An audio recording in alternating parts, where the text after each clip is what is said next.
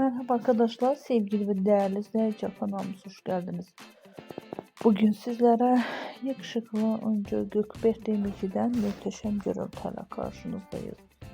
Birçok karakterlere imza atan başarılı ünlü oyuncumuz seyirciler tarafından çok seviliyor. Muhteşem oyuncumuzun yeni dizilerden olan yeni fotolarını sizlere takdim ediyoruz. Güzel paylaşımların anında yerini görmek istiyorsanız da onlara Fatma kanalımıza abone olmayı unutmayın. Buyurun videomuzu izlemede kalın.